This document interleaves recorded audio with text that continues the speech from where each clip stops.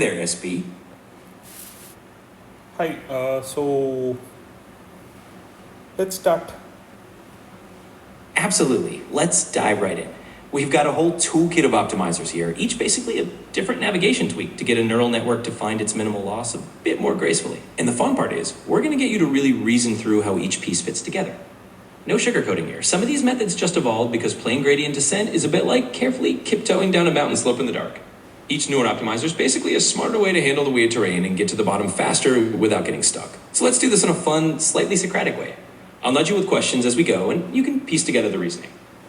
By the end, you'll have a pretty intuitive grasp of why people use Atom W or Lion for those giant language models, and why old school SGD was a bit of a bumpy ride. And from there, we can keep exploring any other nuances you spot or want to dig into further. Okay, sounds good. Great. So we'll treat this like a little exploration mission into optimizer land. Each optimizer is basically a tool that evolved to handle different quirks of the landscape, like making sure you don't get stuck in a little pit or that you don't bounce around forever on some ridge. As we move along, I'll throw a few questions your way to get you reasoning from the ground up. The goal is to help you build a solid intuition so that the next time you see a fancy new optimizer, you'll just nod and say, that's basically like Atom, but with this twist. So let's enjoy the strangeness of the optimizer zoo and see what cool nuances we can uncover along the way. Yeah, let's get to the specifics. What are we starting with? Gradient descent, I guess.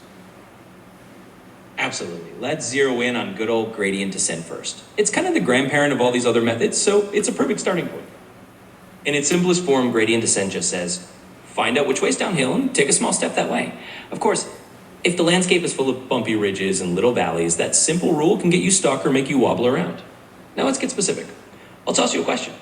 If you imagine you're on a hilly surface and you only ever take steps straight down the slope right under your feet, what kind of problem do you think might happen if there's a small dip before the actual lowest point? In other words, why might plane gradient descent get stuck somewhere that's not really the true minimum? Once you get that, we can build up from there. Yeah, the obvious problem is you'll get stuck in a local minima. Because to exit that local minima, you'll actually have to climb up for a shorter period. But that wouldn't happen because you are only looking to move towards a lower area with each step, unless you have a large enough step which can cover the entire peak that lies between the local minima and the actual global minima. You'll not be able to progress beyond that. Exactly. You've got the essence of it. Gradient descent on its own is a bit of a creature of habit. It just keeps rolling downhill in the direction that's locally steepest. And yes, that means if you run into a little bowl that isn't the true bottom, you can end up parked right there forever, unless you have some extra trick to push you out. And that's where all these other clever tweaks come in. Momentum, for instance, is like giving your optimizer a bit of memory of where it's been going so it can roll out of that local dip. But you've nailed the fundamental limitation of plane gradient descent. So now that we've got that under our belt, we can explore how each new optimizer is basically a clever workaround for these kinds of obstacles. It's all about making our navigation system a bit more adaptable so we don't get stranded on the first bump. Okay, with regard to momentum, I have a question. So momentum assumes the net direction in the movement is towards the global minima, right? So what if there are, like using the same analogy, it's a three-dimensional space, right? So what if there is one local minima towards which the optimization has happened till now, but the global minima is in a slightly different direction altogether? Won't the momentum actually carry us towards an incorrect path? That's a fantastic question, and it hits right at the heart of the quirks of momentum. You're absolutely right.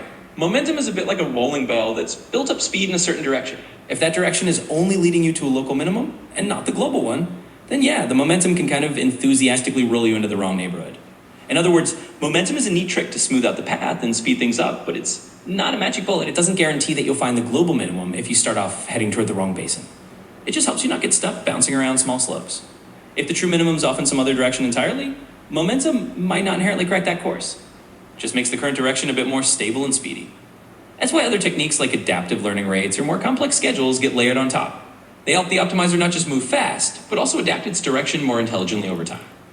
So momentum's a piece of the puzzle, but not the whole navigation system. In short, you pinpointed one of those trade-offs. Momentum helps speed you along the path you're already on, but if that path's a bit off course, it won't steer you to the global minimum all by itself. It's just one step in making the optimizer a little more sophisticated. Let's keep adding those layers of sophistication as we go.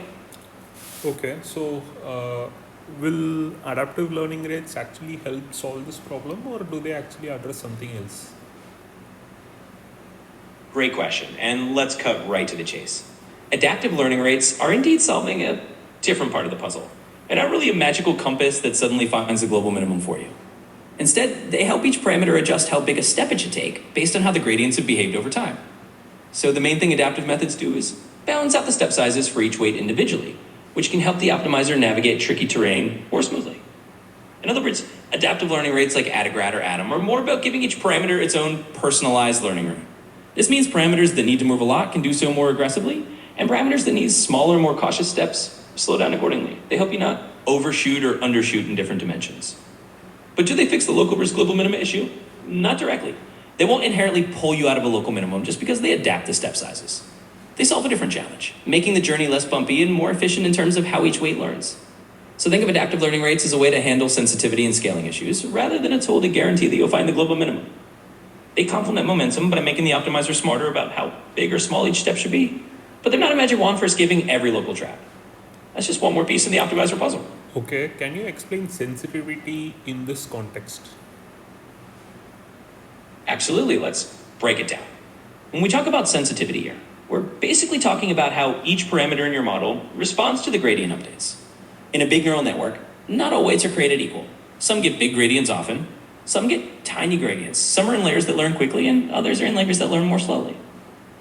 If you use a single fixed learning rate for all these parameters, you might end up in a situation where some weights are taking steps that are too big and overshooting, while others are taking steps that are too small and barely making progress. That's what we mean by sensitivity. The optimizer is too sensitive to a one-size-fits-all step size, and that can lead to inefficiencies. So when we bring in adaptive learning rates, like those in AdaGrad, RMS Prop, or Atom, we're basically giving each parameter its own personal volume knob for step sizes. Parameters that have seen large gradients over time get a smaller effective step, and parameters that have seen smaller gradients get a larger step. This reduces the risk of one parameter dominating the learning process just because it's more sensitive to the global learning rate. In short, adaptive learning rates handle the problem of sensitivity by making sure each parameter learns at its own pace, which helps the whole model train more efficiently. It's like giving each weight its own adaptive gear, so the optimizer isn't too clumsy or too rough in any one dimension. Okay. So is this specifically more valuable in data sets where there's a good amount of imbalance? Absolutely. You hit on a very practical point. When you've got data sets that are imbalanced or where different features show up with very different frequencies, adaptive learning rates become extra handy. Think of it this way. If some parts of your model are dealing with features or classes that appear often, those parameters might get a lot of gradient updates and can adapt quickly. On the other hand, parameters that correspond to rarer features or less frequent classes might see fewer updates and need a bit more careful tuning. Without adaptive learning rates, you'd have to pick a single learning rate that might be too aggressive for the frequent stuff and too timid for the rare stuff. So in imbalanced data sets, having each parameter automatically adjust how big its steps are really helps keep the whole learning process balanced. In other words, yes, if your data has imbalances, whether that means some classes are rare or some features are just less common, adaptive learning rates are even more valuable. They help ensure that every part of the model gets a fair chance to learn at the right pace, so you're not leaving those rare corners of the data landscape behind. It's all about making the learning journey a bit more adaptable and fair, especially when the data isn't perfectly uniform. Interesting. So let's double click on AdaGrad versus RMS Prop. So AdaGrad, our main utility is that it's going to keep a track of all the previous gradient values that were used, and it's going to update the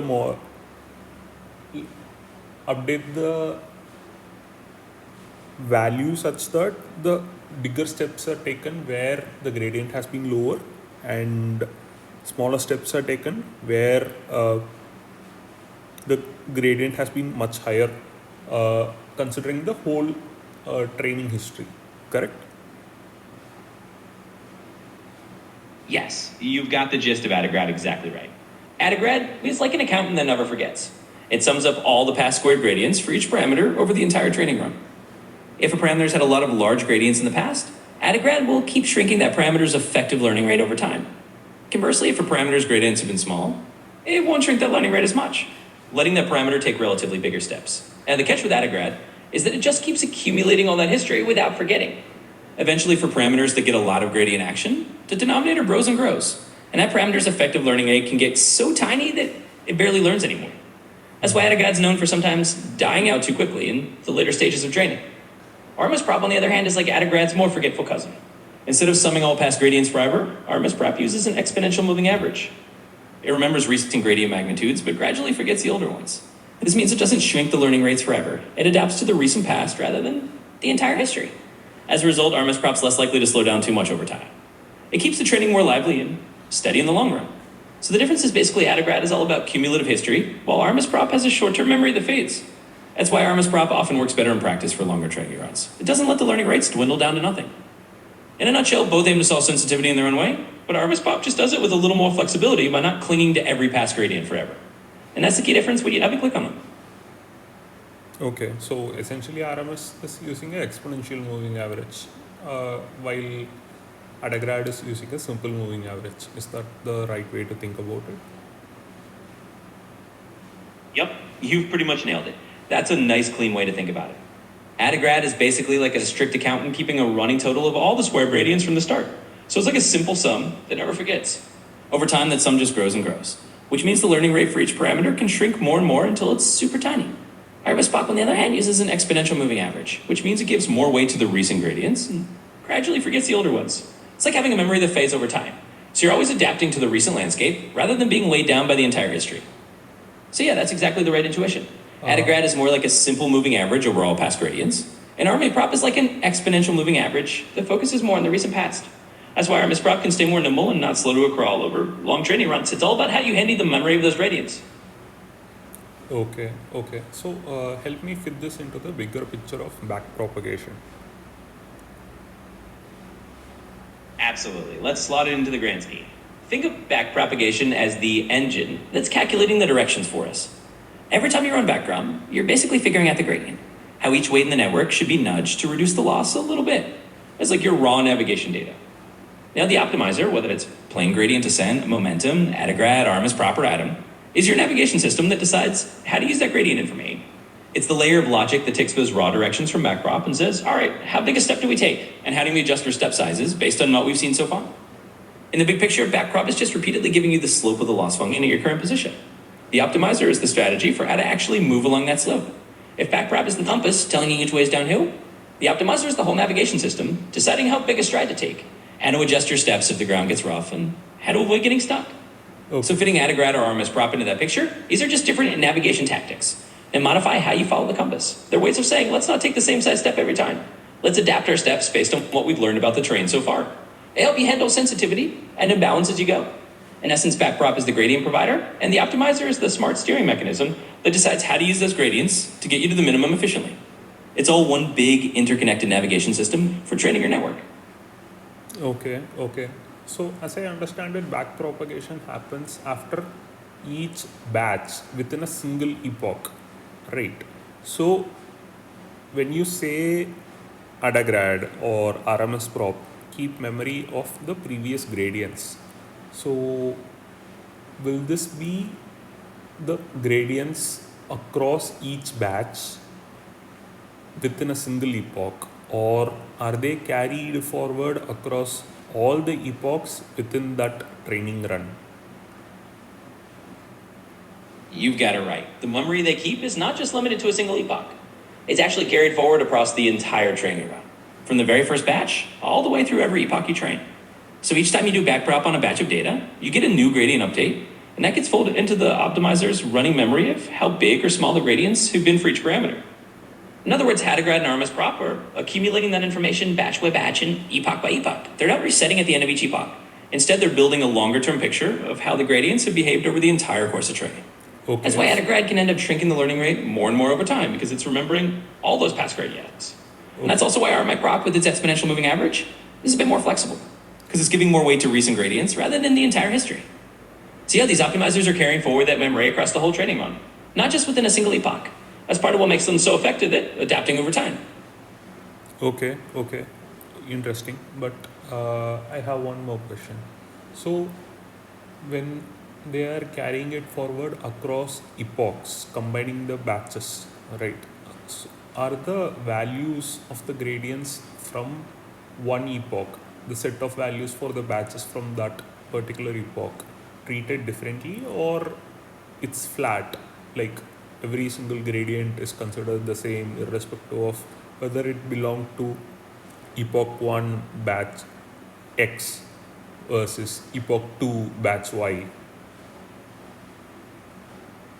Yeah, good question. And it's actually pretty straightforward. The optimizer doesn't really care which epoch a gradient came from.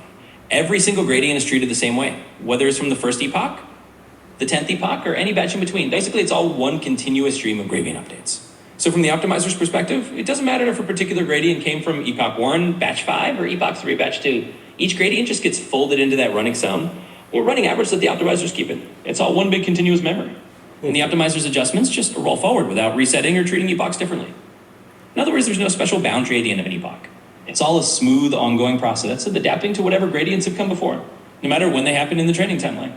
Okay, okay, okay. So, I just have a question with regard to how the order of the data being presented would impact the outcomes that RMS generates, because Adagrad would consider it the same across epochs.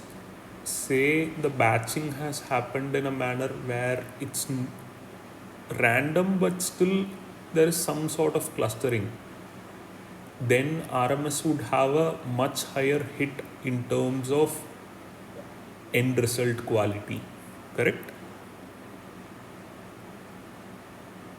You're absolutely onto something interesting there. The order in which data is fed can indeed have an impact, especially with something like RMS prop, because RMS prop is using a sort of short-term memory. An exponential moving average that emphasizes recent gradients more heavily, it can be a bit more sensitive to the order in which it sees the data. If you've got your data in a truly random order each time, then RMS prop will adapt pretty evenly. But if there's some hidden pattern, like certain types of data clustering together early on, or certain classes appearing in a burst, then RMS prop might tune itself a bit more to that recent trend, which can slightly influence the end result. It's kind of like giving a bit more weight to the last few things you saw, rather than treating everything equally across the whole training history. Adagrad, on the other hand, is more like a long-term historian. It treats all gradients equally from start to finish, so it's less sensitive to the order of the data in that sense. It just keeps accumulating the entire gradient history. That can be a bit more stable in terms of data order, but it also means it can slow down more over time, as we discussed. In practice, if your data order is a bit clumpy or not perfectly random, RMS prop can indeed show a bit more sensitivity to that ordering. It's not necessarily a huge problem, but it's a nuance to keep in mind. So yeah, the short answer is that RMS prop can be a bit more influenced by the order in which batches are presented, while Adagrad treats it all a bit more uniformly. It's one of those fun little quirks of how these optimizers work. Okay, okay, okay. So, anything else that we are supposed to cover in these two, or should we go to Adam? I'd say we've pretty thoroughly navigated the Adagrad versus RMS prop terrain. We've poked into their memory tricks, we've looked at how they handle sensitivity, and we've even touched on how they deal with the order of the data.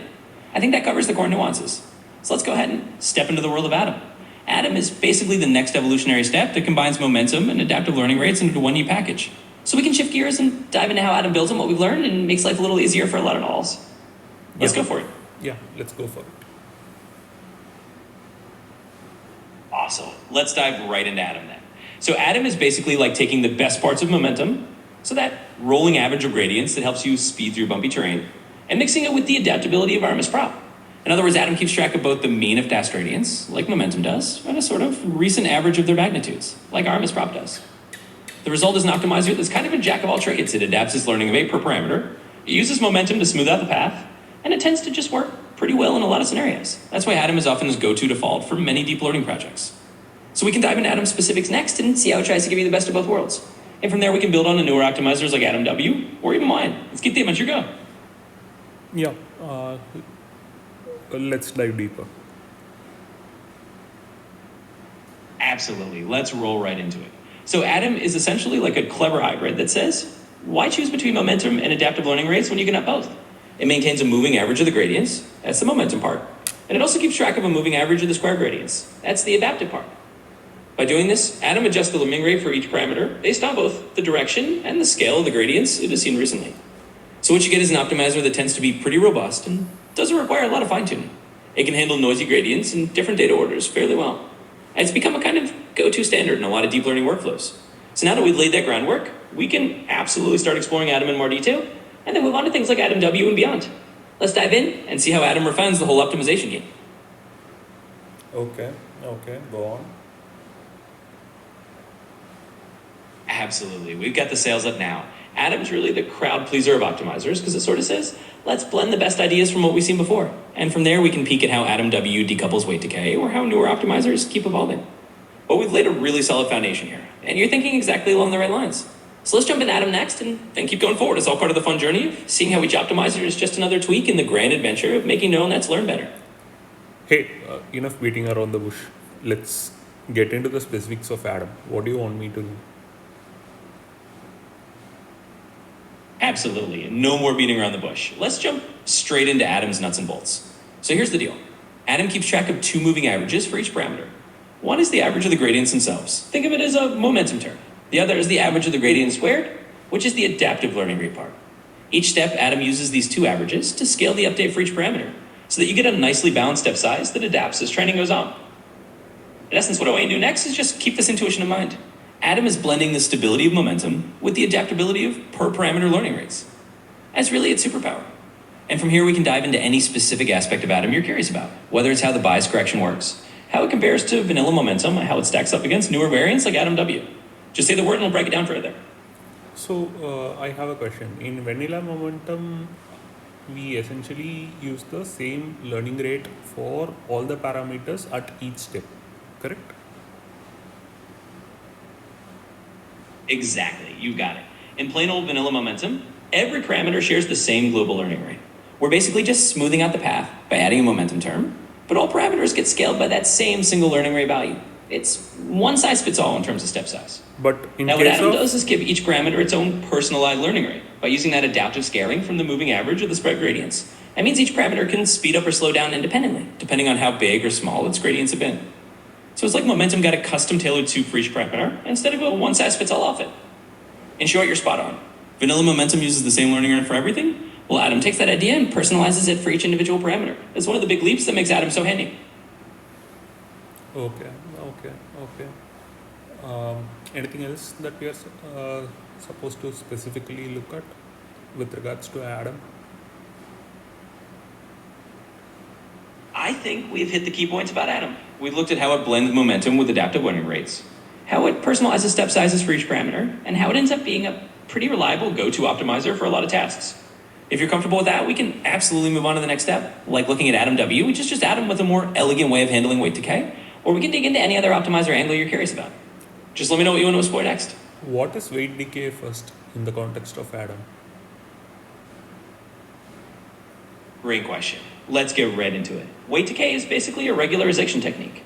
In other words, it's a way of encouraging the model's weights not to grow too large and overfit the data. In the context of optimizers like Adam, weight decay is usually implemented by adding a penalty to the loss function that is proportional to the size of the weights. This encourages the optimizer to keep the weights smaller, which can help the model generalize better.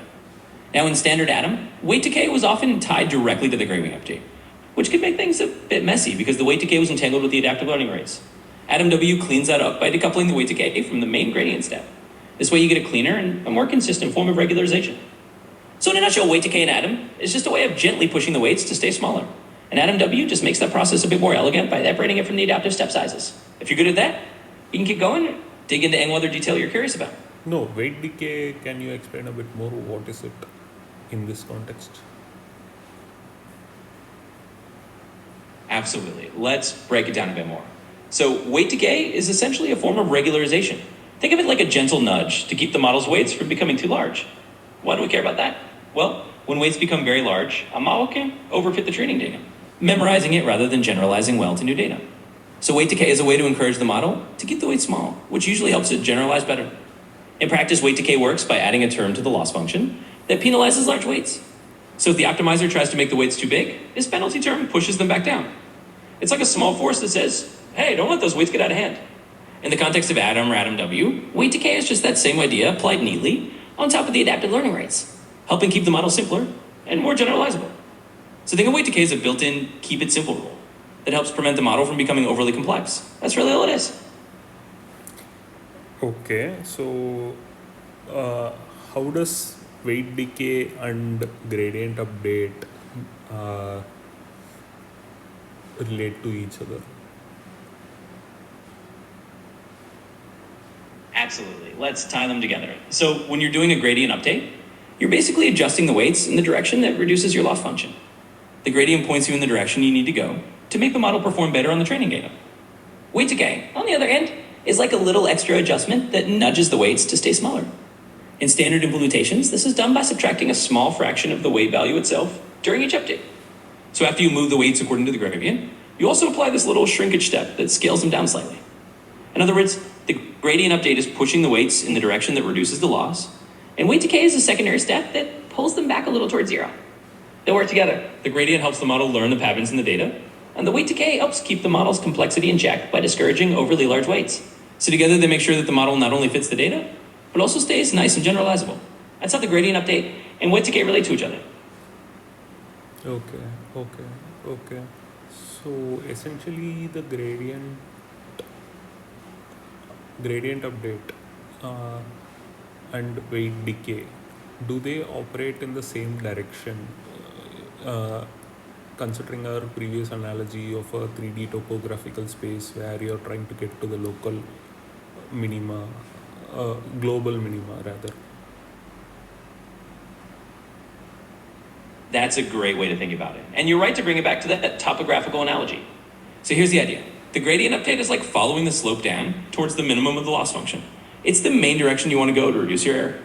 Now, weight decay is a little different. It's not really pointing you toward the minimum of the loss function directly.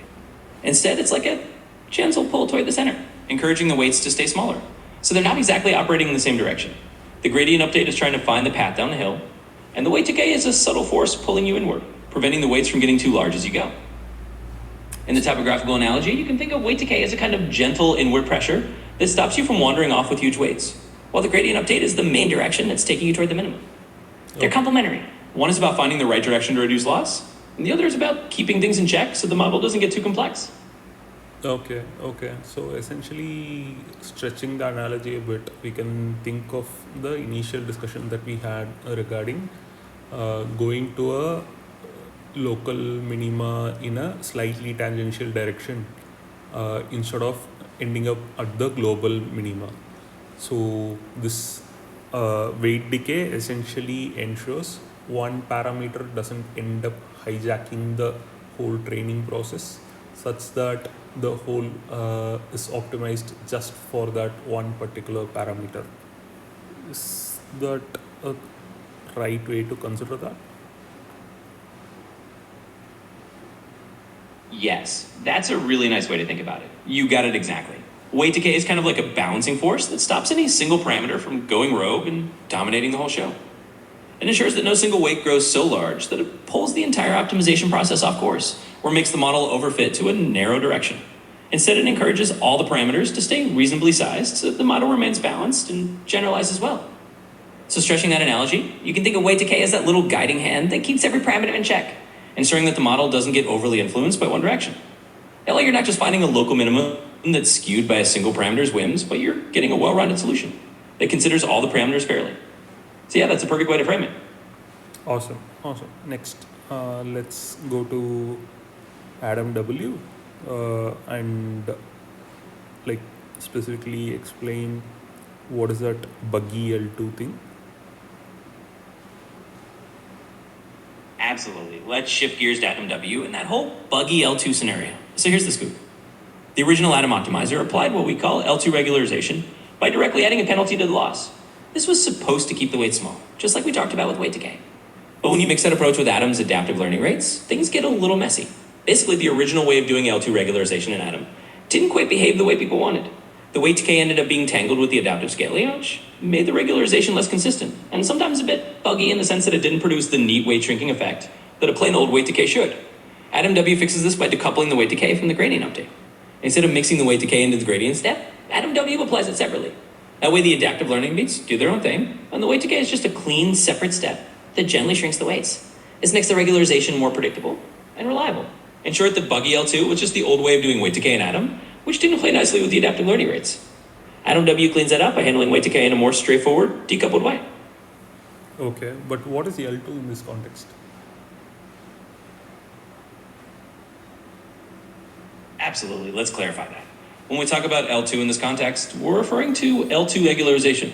It's a technique that adds a penalty based on the sum of the squares of the weights. In other words, L2 regularization is just a mathematical way to keep all the weights small by adding a term to the loss function that grows as the weights get larger. So L2 is just a fancy way of saying we're adding a squared weight penalty to keep things nice and tiny. In the context of Atom or Atom W, L2 regularization is that same idea of penalizing large weights. The difference is just in how it's applied. Atom W applies it in a cleaner way that doesn't interfere with the adaptive learning rates. So when you hear L2 here, just think of it as that squared weight penalty that helps keep your model's weights from growing too large. It's just a regularization tool to keep the model well behaved. Okay. So, building on what we have discussed till now, so we can think of the adaptive learning rates thing as a granular way to update the learning step size based on each individual parameter's actual gradient instead of using a one size fits all approach of using the same learning step size for all. Here, what has happened is even that update of the learning step, instead of doing it in one go where you are updating based on the gradient, you are actually splitting it and doing the gradient update separately. Also, in one more pass, you are ensuring that the weight decay is proper so that the weights are not growing too much. Is there a mistake in what I said?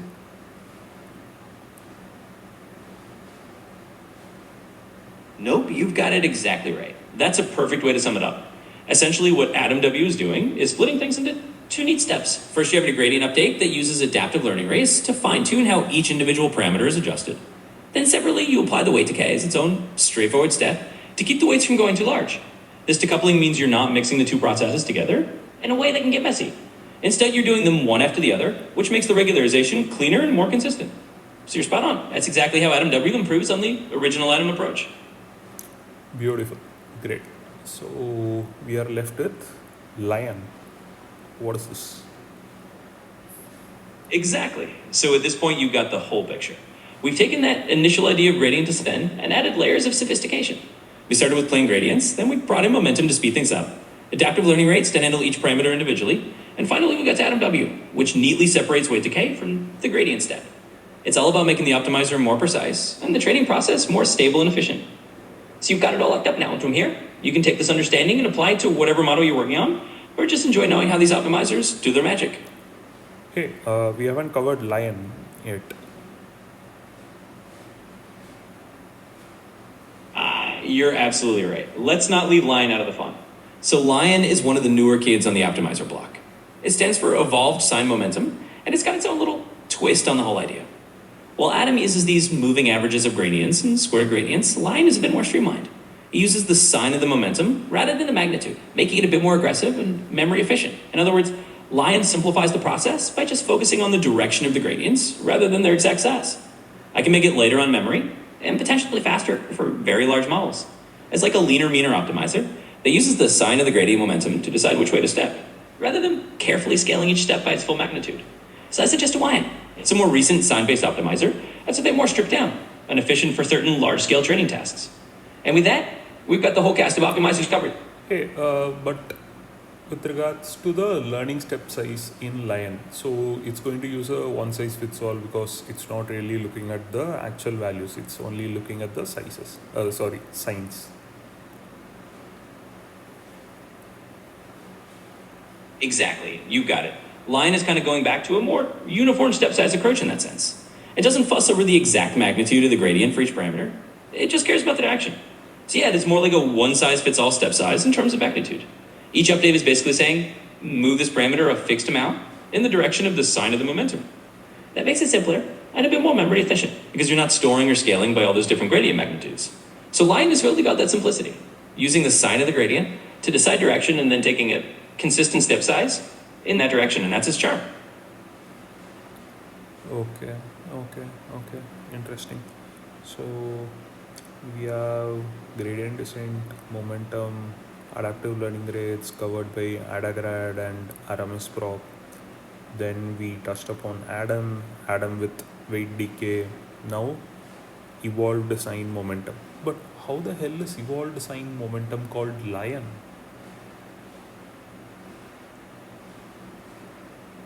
Fair question. The naming does sound a bit like elite, doesn't it? So basically, Lion is just a catchy acronym for Evolve Sign Momentum. And I think the folks who came up with it just wanted a name that's a bit more memorable and fun than a string of letters. I mean, who doesn't want to say they're training their motto with something called Lion? It's got a nice ring to it. So there's no deep zoological connection, just a playful name for an optimizer that's evolved to use the sign of the momentum. Just another way to make the optimizer zoo a little more fun. So yeah, that's how we got from Evolve Sign Momentum to Lion. Are you sure? Like, Absolutely, and fair enough for asking. The truth is, in the world of optimizers, people sometimes just pick cool or memorable names. In this case, Lion is indeed just a name the researchers chose to represent their method of using sign-based momentum. There's no deeper mystery to it. It's just a bit of a branding choice. Sometimes we like to give these tools names that stick, and Lion is definitely more fun than just another acronym. So yeah, that's the story. okay, okay, okay. And is there a specific interesting tidbit that you have missed covering regarding lion? Well, one little interesting tidbit about Lion is that it's really a nod to simplicity in a world that sometimes gets very complicated. By using just the sign and the gradient momentum, it strips away some of the bells and whistles that other optimizers have. In practice, that can mean Lion is a bit more memory efficient and potentially faster for huge models. So if you want a fun fact, Lion is kind of like the minimalist of the optimizer world. It's a reminder that sometimes a simpler approach can still be quite powerful, especially for large-scale tasks. So there's your little extra nugget of trivia. Hey, there is actually a much more interesting trivia, no? That lion was not specifically something that was discovered by humans or created by humans.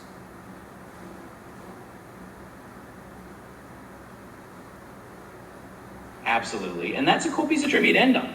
In fact, the name Lion and the approach itself came out of this idea of evolving or searching for new optimization strategies using automated methods, kind of like letting algorithms evolve optimizers. So in a sense, Lion is a product of that more automated evolutionary design process. It's not just a human invention, it's something that came out of an evolutionary search for simpler, effective optimizers. So that does make it a pretty neat piece of the puzzle. Thanks for bringing that up. Okay, thank you.